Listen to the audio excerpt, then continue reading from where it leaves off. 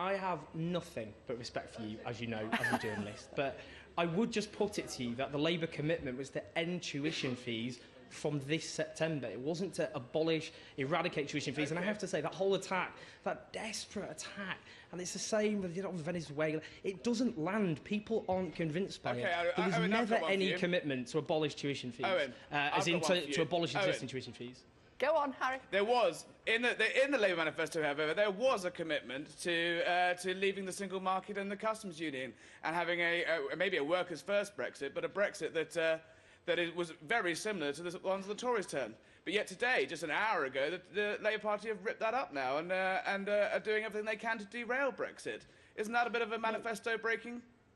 Owen? No, because what the manifesto said was to retain the benefits of the single market and the customs union. Which is the what whole, the government, the whole Labour argument. For. No, but the whole Labour argument was that if you like, whether we stay members of the customs union or single market was secondary to that aim. So the argument of Labour, and I have to say this is a Tory mess. You know, they called a referendum for partisan reasons. They called a snap election. They called a snap election to crush the opposition, which wasted negotiating time and left us a laughingstock with the very governments we need to negotiate a deal with.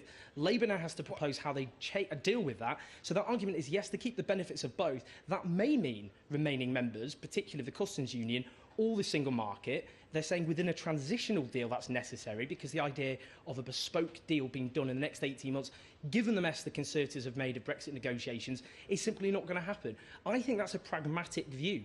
I would like to stay in the customs union, the single market, incidentally, but I think the point Labour are making, and there was a shift, I think, going on in terms of wider thinking, Owen, not just across the political spectrum, is that given we're approaching a cliff edge, which has terrible consequences potentially for our economy, let's have that for a transitional period and then maybe keep it for the long term. Can you just answer me one more question, Owen? Really quickly?